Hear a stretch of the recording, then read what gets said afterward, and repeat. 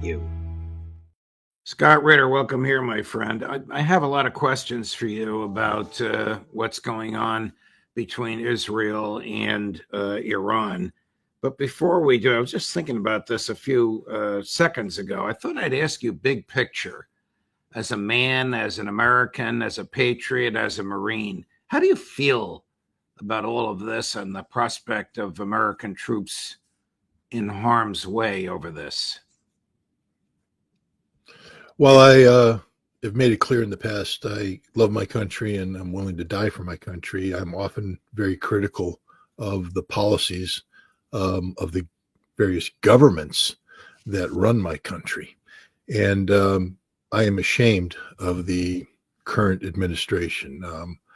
I don't know if people know this, but I reluctantly voted for Donald Trump in November because of the options available. And I was an ardent supporter of him for the first 100 days, giving him a chance to fulfill the various promises he had made to the American people, foremost of which is that he was a president of peace. And as somebody who has gone to war for my country and understands the cost that people pay, when we go to war, and realizing that we owe it to the men and women who honor us by their service to ensure that before we send them to war, we exhaust every means possible short of war to resolve the various issues that could lead us to war. I was taken by this man, Donald Trump's repeated assertions that he was a president of peace, that he wanted to get us out of the endless cycle of war, that he would seek an end to the conflict between Ukraine and Russia. It's turned out that none of this is true. He hasn't been able to end the conflict between Ukraine and Russia because he doesn't know anything about Russia, and it doesn't seem that he wants to know anything about Russia. I don't know if you're aware of this, Judge, but the State Department today announced they are not continuing the dialogue with Russia to normalize relations. So not only has he not stopped the conflict with Russia, he's now ending the dialogue that gave us the possibility of peace with Russia. Well, this is crazy. He claims he had an amicable birthday greeting conversation with President Putin on Saturday. Yeah, again, the inconsistencies of this man, that's the topic for psychologists and others to discuss. It's above my pay grade. Joe Biden would be right on this one. But the one that's even more disturbing is this is a man who said he wanted to end the cycle of endless wars in the Middle East, wars that he rightfully said cost us trillions of dollars, cost us thousands of lives, and got us nothing. This is a man who said he was looking to make peace with Iran, get a better deal through negotiations. And yet here we are with Israel having launched a Pearl Harbor type sneak attack against Iran. I want to remind everybody that Israel has no foundation in international law whatsoever that can be cognizable or articulated responsibly to justify what they've done. It's an absolute violation of international law. And yet here we are condoning it and facilitating it. And it appears that this president was in on the game, that he used this process of negotiation to lull the Iranians into a false sense of complacency, that they honestly believe that this man wanted a deal and they were ready to give him a deal. Mr. Shamkhani, one of the closest advisors to the supreme leader and one of the negotiators in this process, had said days before this surprise attack that Iran was ready to sign a document, an agreement, a treaty that they would not seek nuclear weapons. They were ready to do this. They were ready to limit their enrichment to 3.75%. That's what's needed for the existing Bushehr nuclear power reactors, that they were ready to allow inspections inclusive of American inspector participation. Unprecedented. They were willing to do anything the United States and the international community needed done to show that they weren't pursuing nuclear weapons. And this president led the Iranians and Shamkhani to believe that that's the path he was taking. And yet all along, he was lulling them into a false sense of safety and security. And he laughed, bragged, was proud of the fact that when Israel attacked, he helped set it up. Shamkhani was killed in this attack. along with all the other negotiators. Trump killed the damn Iranian negotiating team. Now, who the hell is going to trust Donald Trump anymore? I don't. And no American should. And that no speech that he gave in Saudi Arabia, which we praised. He condemned neocons. He condemned Western military adventurism in the Middle East and said he was a president of peace. It was a lie, a deception, and a plot. 100%. This isn't just about lulling the Iranian government to a false sense of complacency and security and belief. He did it to the American people. This man is a disgrace, a walking disgrace. He doesn't deserve the respect of the American people. I'm somebody who said he's the commander in chief. We have to support this guy. Ladies and gentlemen, he's going to get us involved in a war in Iran that could very well lead to the use of American nuclear weapons against targets that cannot be destroyed with anything other than American nuclear weapons. I just want to show you how serious this is. I've had conversations with very senior Russian officials who are in on the thinking inside Moscow. Russia has made it clear that they will not be the first nation ever to use tactical nuclear weapons. That's not in their game. They're not going to do it. But once tactical nuclear weapons are used, especially by the United States, it's all bets are off. If we drop a nuke on Iran, Russia will drop nukes on Europe. That's a guaranteed outcome. A guaranteed outcome. This is how stupid this man is. This is how stupid his advisors are. There are smart people out there who know Russia, who understand nonproliferation, who understand the reality of nuclear weapons, and he's not talking to any of them. Instead, he has a battalion ops officer named Hegseth talking to him, who knows nothing about grand strategy. He has, Marco Rubio, who's just apparently, has fantasies about going to war with Russia, with Iran, with everybody, China, advising him not just as the Secretary of State, but as the National Security Advisor, dual-hatted in a role that is unconstitutional as it is unfathomable. Donald Trump is not just a disappointment, Judge. He's a disgrace as an American leader, and as a human being. He's a straight-up liar who can never again be trusted and never should again be given the benefit of the doubt. Do you think that Netanyahu has boxed him in, or do you think that he was in on all of this from the beginning and that everything that we're seeing has been planned, with the possible exception of the ferocity of the Iranian response, about which I will ask you more in a little bit, that all of this was planned? That I don't know. I don't know because, again, the way he did this, I fundamentally think that Donald Trump is a coward and a morally weak man. And what I mean by that is he gets led around and influenced by people. He doesn't stand for anything. He doesn't have a core of steel. He's not, the great leader that everybody makes him out to be. He's a fundamentally weak man who may in his heart of hearts believe that he wants peace, but is unable to deliver because he can't stand up to people when they stand up to him. So there's a possibility that some of the things he said, he believed at the time he said it. But as we get close, to closing the deal, this is the deal maker, the greatest businessman the world has ever seen. He sucks because he can't close the deal of peace. And therefore he gets manipulated in the cause of war.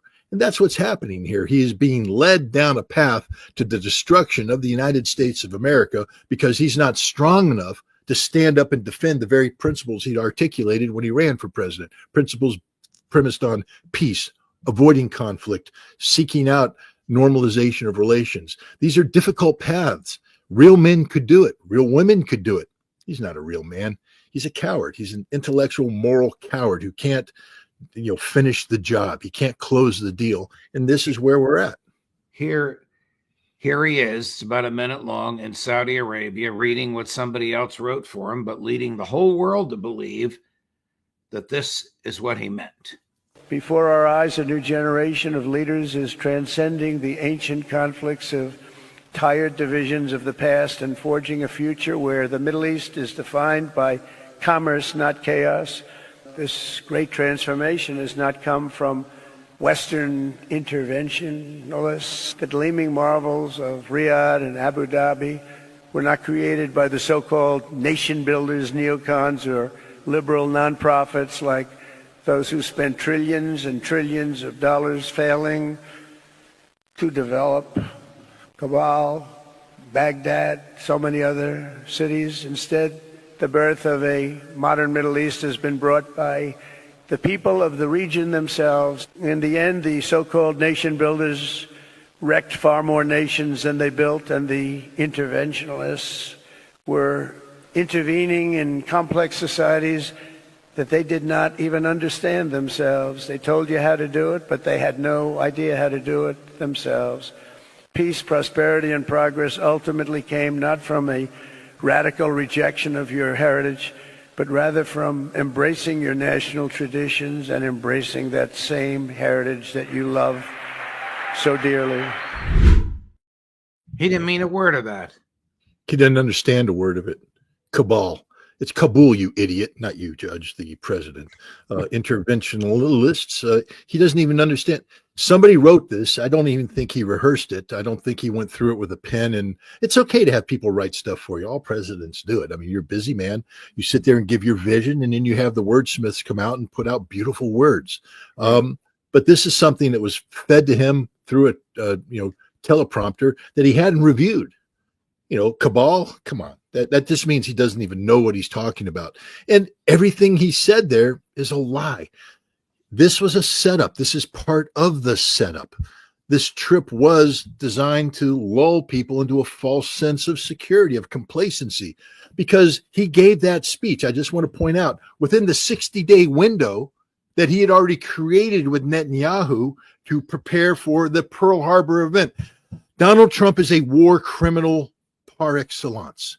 He helped facilitate a Pearl Harbor type event. And for any American on December 7th who lowers their head and remembers that horrible day, a day of infamy, when we were attacked in a treacherous manner by Imperial Japan, we have just become that which we condemn. We suck. We suck collectively, because where's the demonstrations in the street? I mean, I understand we had the no king demonstration. What about the people who actually stand up for peace? The people who say this will not stand. Where is the anti-war movement? They're non-existent, Judge. They're non-existent. Is Israel's so-called Iron Dome effectively insulating it from the retaliation by Iran? No. Iran's devastating Israel. It's this is part of a concerted campaign approach taken by Iran. Look at the port of Haifa. It's gone. Look at Ben Gurion Airport. Gone. Look at the gas facility in Haifa. Gone. Look at other targets in Israel. Gone. Israel won't even allow us to see what they're doing to the airfields and such. There's a reason why the Israeli Air Force is deploying to British bases on Cyprus, because they can't survive on their own airfields here in Israel.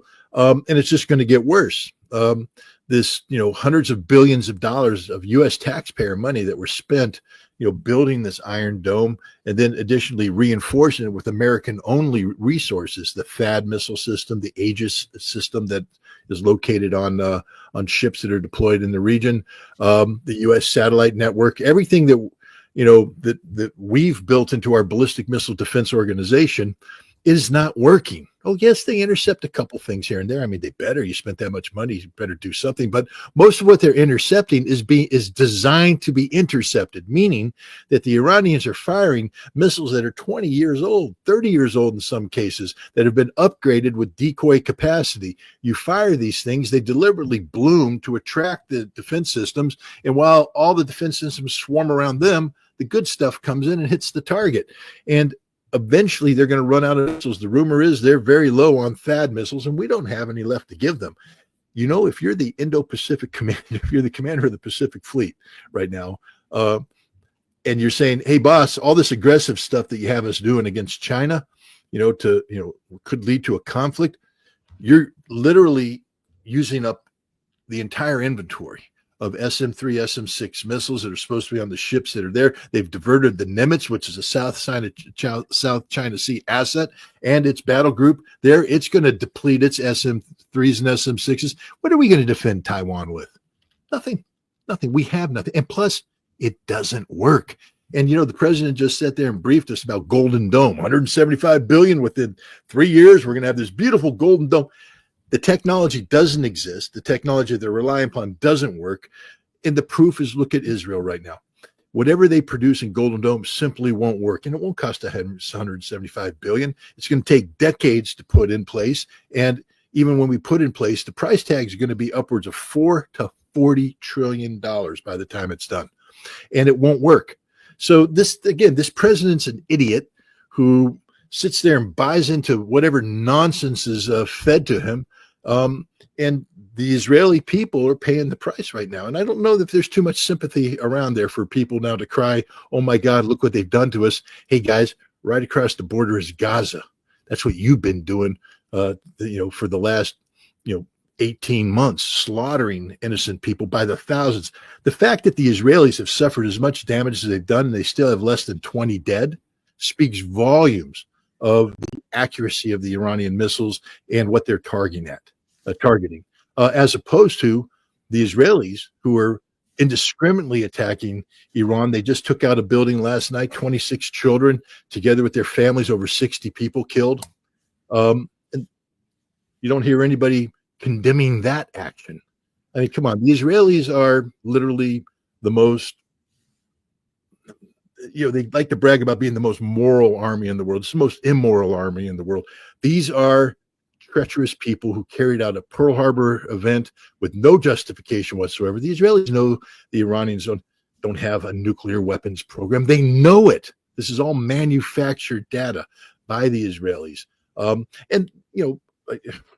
The complicity between Israel and the International Atomic Energy Agency, which manifested today in the Iranians saying we're done with the IAEA. They didn't say we're getting out of the NPT yet, Nuclear Non-Proliferation Treaty, but we're done with working with the IAEA inspectors because it has now been proven that they were more than an intelligence collection platform feeding data back to the United States and Israel, which then used in targeting. Israel could not have done the precision targeting that they have done here, most of it ineffective, by the way, but to hit specific points on the ground, you can't do unless you have somebody on the ground determining what that specific point is. And that was the IAEA inspectors, who were then also caught red-handed doing battle damage assessment. That is, looking at the damage that was done, feeding it back in. That's why the Iranians said, get the hell out of here. Right. You got here to do God's work in terms of furthering the Non-Proliferation Act. You were here to trigger a conflict. Your boss was working hand in glove with the Israelis, hand in glove. And the intelligence you collected was fed to Israel by your boss for the express purpose of facilitating this very attack. Judge, you remember when Grossi, who's the Director General, ran to Russia after the Ukrainians attacked the Zaporizhzhia nuclear power plant and immediately went to the Security Council and briefed them how dangerous it was to have these drones impacting the Zaporizhzhia plant and how the world must talk about an international force to secure this reactor or else we could be looking at a new Chernobyl. Where is he now when Israel has attacked multiple nuclear facilities inside Iran, some of which have resulted in radioactive leaks? Where is he? He's silent because he was part of the system that led to this attack. It just shows the utter hypocrisy of the entire international community when it comes to Israel, because Israel can apparently get away with literal murder. They can get away with threatening the world with radioactive contamination. And where's the Security Council? Where's the United States? Silent or participating in the attack. I'm ashamed to be an American today, not because I don't love my country. I do. I'm ashamed to be an American because the government that we have elected to represent us is behaving in such a grossly reprehensible manner. Doesn't stand for anything that we claim to stand for as a people. Maverick's upset too. Just a couple of comments. The G7 meeting in Canada voted to ask for a de-escalation between the Israelis and the Iranians. President Trump, of course, refused to go along with that. All the other members did. There are now 25,500 people watching us, Scott, and I would encourage viewers to share the stream and repost it so more people can hear the brilliance, the intelligence, the personal courage of Scott Ritter. Here's the, just to give your voice a little bit of a break, here's the Iranian foreign minister yesterday, Chris, cut number 2. We have extensive evidence of how American forces assisted the Zionist regime. But beyond our evidence, what is even more telling are the statements of the U.S. President himself in his tweets yesterday and in his interviews, where he openly expressed support. He clearly stated that such an operation would not have been possible without American equipment, and he openly said that further steps are to come. Therefore, from our perspective, the United States is a partner in these attacks and must take responsibility. The United States is a partner in these attacks and must take responsibility. Our friend and colleague Ray McGovern is worried about false flag, the Israelis attacking American troops in the region and claiming it was done by the Iranians. I'm not worried about that because there's such a gross level of complicity. A false flag is what you do when America is hesitating. If this president was saying, I don't know, man, I don't know if I want to get involved, this president's jumping in with both feet. You don't need a false flag. The president's doing the job. I mean, I'm not worried about a false flag. I'm worried about this president violating his duty and responsibility to the American people. People need to understand that if we actually cross the red line and get involved in direct targeting of Iran, we're not going to change the outcome. I mean, the Israelis are already putting every modern American-made aircraft there is, into this conflict. You really think, when they have 300 flying, that suddenly a new carrier battle group with 75 aircraft is going to change anything? It's the same airplanes, same bombs. It's not going to have any impact. They're not going to radically, get the Iranians who've been preparing for this very scenario now for over 20 years. I mean, the Iranians are ready not just for what Israel is bringing to bear, but what the United States can bring to bear. But what will happen is that the Iranians, and I just again want to remind people that up until today, I believe, the only missiles that have been fired at Israel have been done by the Iranian Revolutionary Guard Command. That the Iranian military has not played a role because they've been held in reserve. Now they might start to get involved as they seek to bring the coup de grace to Israel and destroy everything. But these missiles that have been held in reserve are missiles that could very well be used to target American bases. And if Trump crosses the line of departure, our bases will be destroyed, and any American military personnel there will be subject to, possible death, injury, etc. This is on the president. This is a man who promised he wasn't going to do that. But the Iranians have the capacity to strike American military facilities in the region, and they have the capacity to strike American shipping. The range of the Iranian missiles exceeds the range of the aircraft that would be called upon to strike Iran. This president is setting us up for failure. Can Israel defend itself effectively and thoroughly on its own? No, it's over. Israel's done, finished. They can't even defend themselves effectively and thoroughly with all the assistance the United States is providing. And there's nothing more we can provide on the ground. The Iranians have broken the code. You simply saturate this air defense system, cause it to open itself up, then you hit the various nodes, command and control nodes, the missile nodes, and you exhaust the interceptor missiles. Right now, there's a reason why Iranian missiles are striking the ground in Israel. It's because Israel can't defend itself. And remember, this isn't Israel by itself. This is Israel with the full capacity of the United States military and its allies, NATO allies, brought to bear on this. There isn't anything more we can do to defend Israel. There isn't anything more we can do to defend Israel, doing the maximum we can, and it's not working. And it's not just Israel running out of missiles. We're running out of missiles. Are American B-2 bombers and is an American aircraft carrier on their way there? Well, the B-2 bombers have been deployed to Diego Garcia, so they're within striking distance. They're just, 2 aerial refueling sessions away from being able to, attack targets in Iran. And they will probably be able to successfully attack these targets. There's everybody saying that if they use the 30,000-pound, great bunker-busting bomb, that this will solve the problem of Firdos. Well, that bunker-busting bomb, best case, penetrates 50, 60 meters underground. The Firdos bunker is at least 80, 90 meters underground. So we're not even going to put a dent in it. Plus, I just want to remind people that we have used this huge, massive bunker-busting bomb against underground targets in Yemen. We used that twice last year, B-2 bombers dropping these bombs on targets. Didn't work, didn't penetrate, didn't do anything. So this will just bounce off. So we're not going to accomplish the mission, but we are going to do is get ourselves committed to, resolving a problem that we now no longer have a conventional solution to. And therefore, what's next? And what's next is a B-6112 nuclear bunker busting bomb that, we'll end up having to drop. And now we have broken that nuclear taboo, and that will just unleash hell on the rest of the world. This president needs to stand down. He really needs the Pentagon to tell him exactly what the truth is. But instead, we have a Secretary of Defense, Hegseth, who allowed, the U.S. military to be humiliated on the parade ground in Washington, D.C. That he should have stopped that, but he didn't. And instead, we just embarrassed ourselves around the world. And now he's getting us set up for disaster in the Middle East.